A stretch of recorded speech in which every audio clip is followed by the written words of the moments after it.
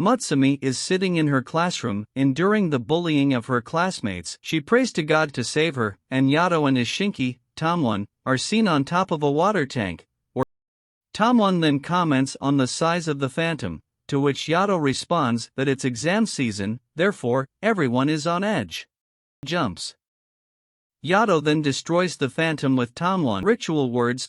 She tells Yato that she wants to quit, after which Yato interjects that they've only been working together for 3 months, then starts to cry. Yato, unable to stop her tears, agreed to. Yato successfully returns Milord to his home and begins hurt. He finally explains about her being stuck in between the far shore, or the afterlife, and the near shore, where the living reside. Hiyori leaves her body while bathing and again later at school, while changing for gym class.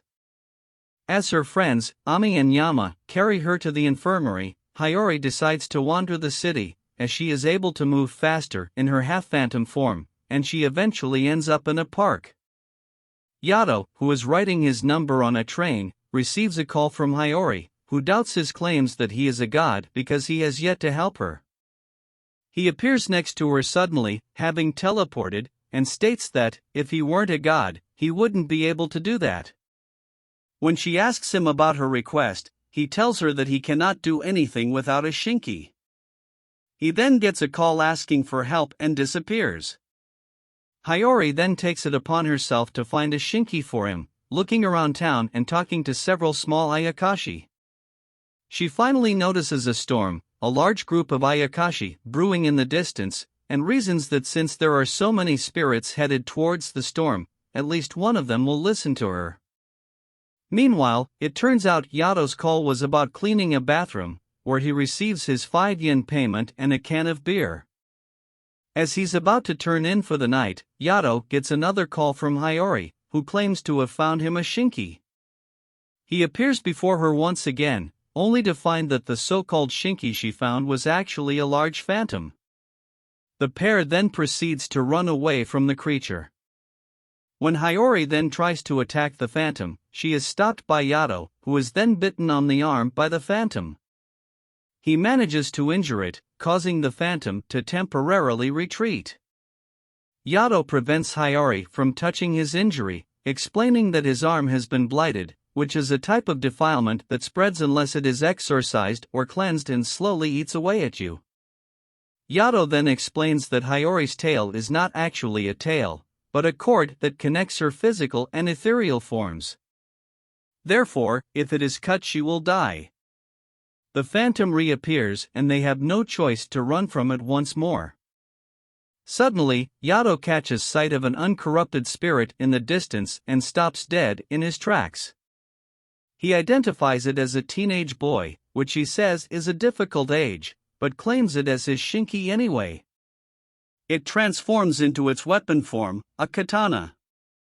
Yato then sees a flashback of the spirit's memories and stands still on the top of a power pole, seemingly in shock, and starts to collapse.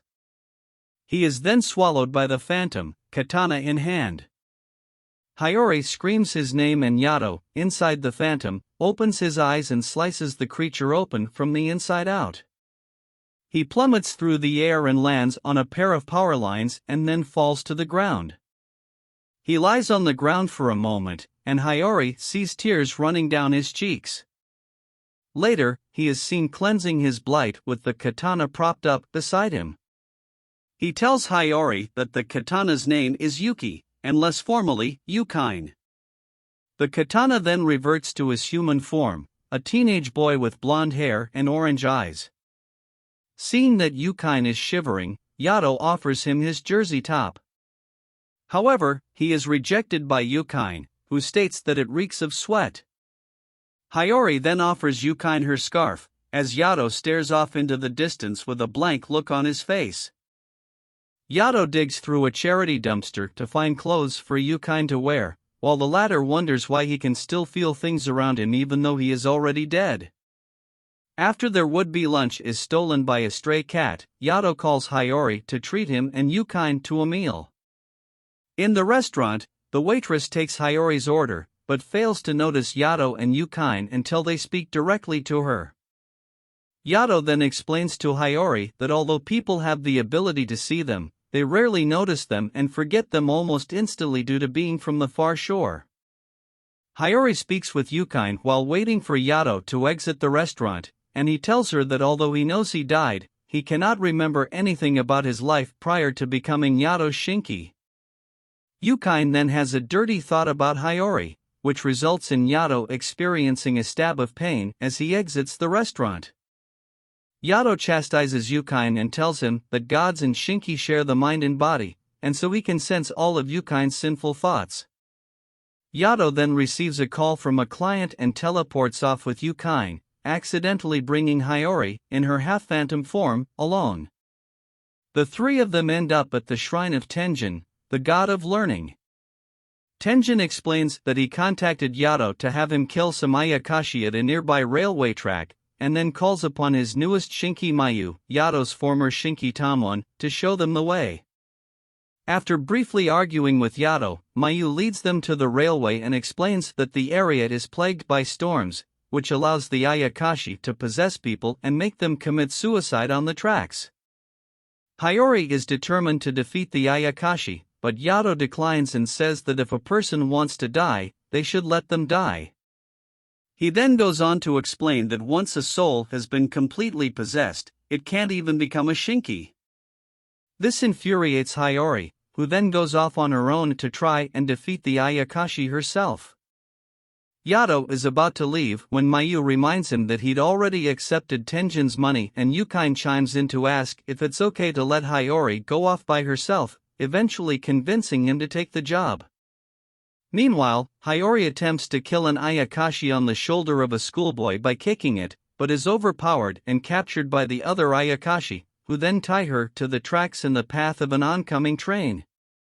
She is saved by Yato and Yukine, who then manage to kill another phantom at the railway crossing and prevent a schoolboy from committing suicide.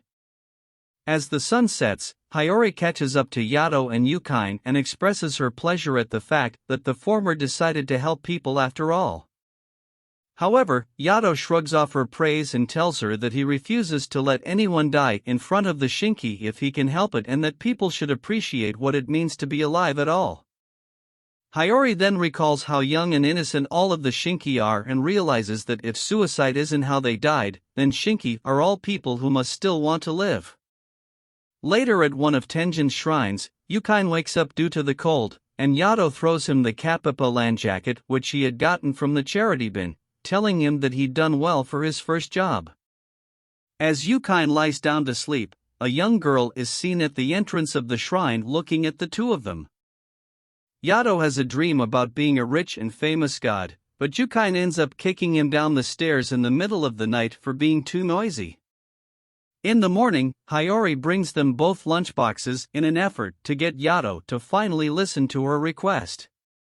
However, instead of listening to her, Yato shows off several items that are supposed to make his dreams of being a famous god come true.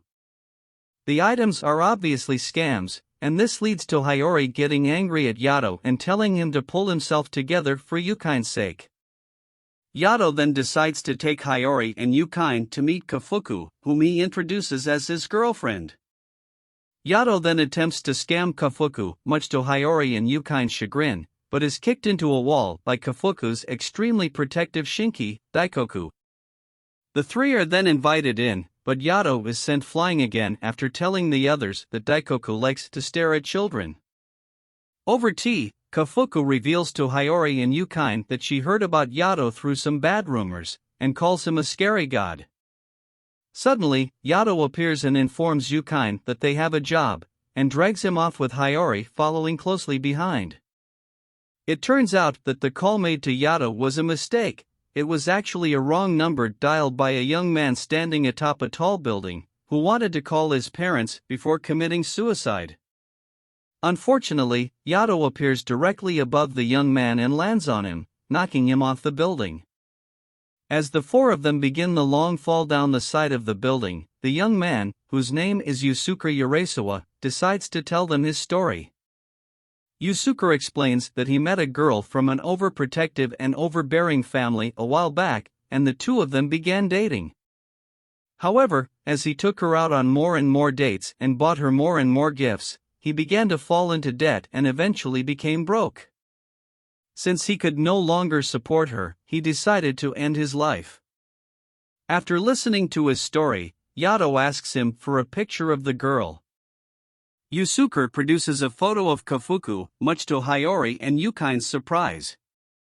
Yato then explains that Kafuku is actually Binbogami, the god of poverty, who brings misfortune wherever she goes, and that Ebisu is merely a professional nickname. Yato offers to sever Yusuke's ties to Kafuku, but he refuses and claims that he would rather die than forget her. Yato punches Yusuke, grabs him by the collar, and tells him that anyone who chooses to kill themselves isn't cut out for love. He then uses Yukine to sever Yusuke's ties, and Yusuke lands gently on the pavement with Kafuku's number deleted from his phone. The three return to Kafuku's home, where Daikoku chastises Kafuku for going out without telling him. Daikoku then states that cutting bonds is no easy thing, especially for a first-timer, causing Yukine to become embarrassed, and Daikoku then compliments Yato on his shinki. He then pays Yato for his troubles. Yato and Yukine leave, but Hiyori stays behind to ask about Kafuku's earlier comment regarding Yato being a scary god. Kafuku explains that Yato once killed a shinki and has also killed humans in the past as well, whilst making a scary expression, and then Daikoku explains that the lesser-known gods had to grant kinds the wishes they received in order to continue existing, no matter who they were from. Shaken, Hiyori catches up to Yato and Yukine and asks Yato why he brought her to see Kafuku. Yato then informs her that if anything ever happens to him, she should go straight to Kafuku and Daikoku, to which Hiyori agrees. As Yukine is sitting at the edge of the lake, he is interrupted by the sudden appearance of a stray shinki, who reveals that she is Yato's shinki as well and that she'll always be waiting for him to call her name.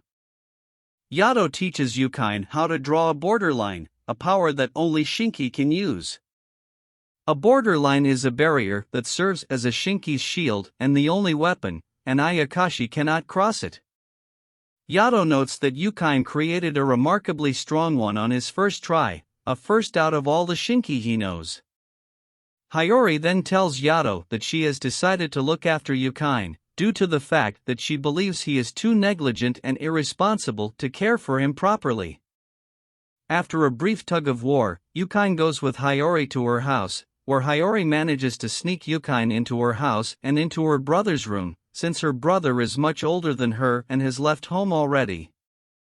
As she is gloating over her success, her parents come home, with Yato right behind them. Yato successfully infiltrates Hiyori's house, much to her irritation, and steals some food and drinks before taking his leave. Hiyori confronts him outside, and when Yato asks her how Yukine is taking his change in housing, she angrily replies that he's delighted not to be sleeping in an old shrine anymore. Yato then explains that sleeping in shrines keeps them safe from phantom attacks, since night is a time of devilry for the creatures from the far shore.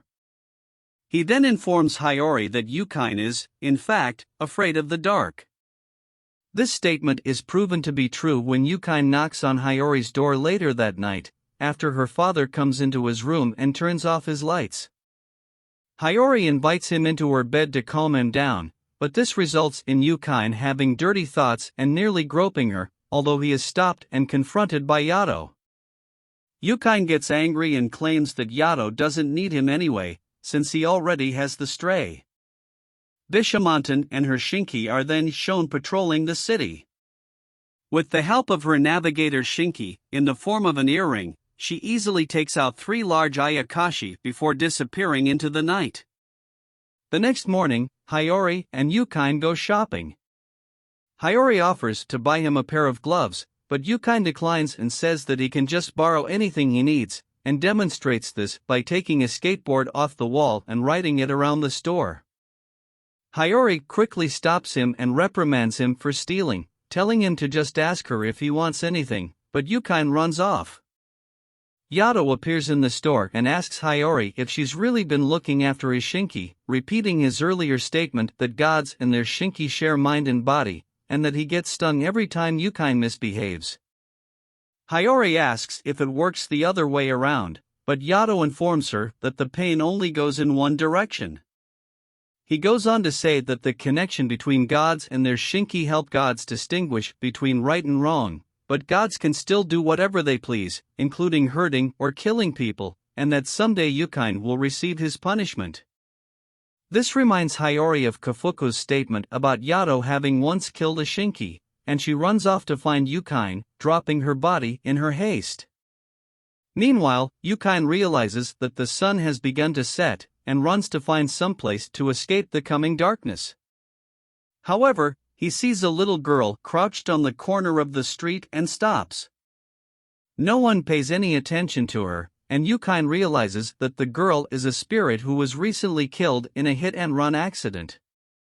The girl sees Yukine and runs to him, begging him to stay with her until her mother arrives, and he reluctantly agrees. Night arrives, and Yukine and the girl are still sitting and waiting for her mother. He finally tells her that her mother isn't coming, and she runs off crying. From the darkness, a group of Ayakashi reach out to her and tell her that she'll find her mother if she goes to them. Casting aside his fear of the dark, Yukine runs to the girl and creates a borderline between them and the Ayakashi, only to find that the girl has already been infected. The darkness swallows both Yukine and Hiyori, who tries to save him, but both are rescued by Yato. Yukine begs Yato to help him save the little girl, and the latter agrees. However, Yukine is horrified when Yato cuts off one of the phantom's legs instead. Yato tells Yukine that the girl has been completely consumed, and the only way to save her is to kill her. Yukine cries as Yato slashes through the phantom, killing it and releasing the spirit of the little girl. Yukine was lying in bed upset after Yato had used him to kill the little girl instead of saving her. Hiyori left Yukine cookies and hot chocolate at his door, however when he looked at them, he imagined an Ayakashi in it and ran away. He went to the mall to express his anger after he recalled the events as to why he was upset. While he expressed his anger, he decided to steal a skateboard which then stabbed Yato. Hiyori is out looking for Yukine, thinking about how Yato had not come for Yukine since that night and ran into her friends, Aki and Yama, who told her that she should be studying due to her tendencies to fall asleep in class. She then asked them if they'd seen a boy in a parka, Yukine, to which they both responded to teasing her.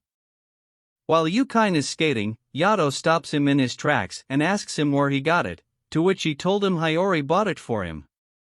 Hiyori then appears, lying for Yukine, saying she bought the skateboard for him. While talking about the fiendish hour, a god named Bishamon appears with her lion shinki, Kuruha, and started attacking Yato and Yukine, using another shinki called Kinaha, who was in the form of a whip. The two run away with Bishamon, who chases them using a tracker which appears as a flower earring, who is another shinki called Kazuma. Yato reveals that Bishamon's weapons, clothes, and even the lion were all actually her shinkis. Hiyori, who was worried about Yato and Yukine, went to Kafuku and Daikoku and told her about how Yato was being attacked. Together, the three of them tracked Yato's presence through Hiyori's ability to detect Yato's scent. While Yato and Yukine are resting from being chased, Yukine asks Yato if he really killed Bishamon's shinki, to which he replies he did. Yukine then questions whether Yato still needs him, seeing he also has the stray. While arguing, Bishamon finds them and attacks them again. Kafuku then appears, stopping the fight by summoning her shinki, Kaki, and opening a vent which Ayakashi fly out from. Bishamon uses the distraction to have Kuraha attack Yato. However, Nora then appears, binding Kuraha and giving Yato a chance to get out of Kuraha's attack, cutting Kuraha's eye, which enrages Bishamon, who summons Kazuma to tend to his wound. Kazuma, now summoned in his human form, stops Bishamon in her tracks, saying that the Ayakashi might try to devour her. She decides to retreat, telling Yato to not get any more blight, and Kazuma, staring at Yato from a distance, bows, before following Bishamon. Later, Yato is seen trying to cleanse his blights, but is unable to. Nora then appears, telling Yato he can always use her. Bishamon is seen talking to Kazuma about the vent that Kafuku opened a week earlier. Bishamon then asks Kazuma about the whereabouts of Yato, to which Kazuma ignores and changes the subject to the battle and how she had little regard for her Shinki in the battle. She then gets out of the spring and says that they need to hunt the Ayakashi that were released because of her. Bishamon then calls her Shinki, and they leave to hunt the Ayakashi. Hiyori goes to Yukine's room to give him food, only to find Yato on the bed, eating, and finds out that he left to see Tenjin. Hiyori then visits Tenjin, and asks him whether Yukine had been there, to which he said he had been to ask Tenjin to take him as his own Shinki, seeing Yato already has the stray. Yato was then seen at a spring well, using the water to cleanse his blight and fill a bottle, remembering what Nora had said to him after his battle with Bishamon, where she said that he could always use her and that he should get rid of Yukine. Hiyori is on a rooftop thinking about what Tenjin said when she sees Bishamon and slowly backs away to leave, only to be discovered by Kazuma, who has worked out that she can see him and gods, but he chooses to keep this a secret from Bishamon, when she appears in front of him, as they discuss the possible whereabouts of more Ayakashi that were released from the vent. After Bishamon leaves, Kazuma releases Hiyori, and tells her that if she values her life, she should stay away from Bishamon. He then tells Hiyori that if nothing is done about Yukine, Yato will die. Hiyori asks why Kazuma cares, to which he replies that Yato is his benefactor. Yato appears behind Yukine as he is bad-mouthing Tenjin after rejecting him as a Shinki, to which Yato laughs, and then tells Yukine that they have a job. This later turns out to be his helping out at a convenience store, to Yukine's anger. Daikoku and Kafuku appear with Hiyori, asking for him to do a job that isn't his or Koku's style of work, slaying Ayakashi. Yukine, who has been feeling that Yato would choose Nora over him, is caught trying to steal some charity money and runs off. When Yato leaves to look for him, Hiyori follows him, telling him that he needs to treat Yukine like an actual person, not just as a Shinki. Nora appears to Yukine, talking about his eyes, and how the color resembles that of the fruit from a hawthorn plant, and telling him how they're bland, no sweetness nor bitterness. Yato then appears with Hiyori, taking Yukine with him as an Ayakashi appears, running off with Hiyori behind him. Whilst fighting the phantom, Yukine's thoughts were back thinking about what Nora said, which caused his blade to dull, making it difficult for Yato to beat the phantom in one hit. Yato then poured pure spring water on the blade so that he could cut through the phantom. After Yato slew the phantom, Nora was standing in an alleyway as Reibo appears, telling her that Yato rejected her and that he's no longer worthy of his reputation.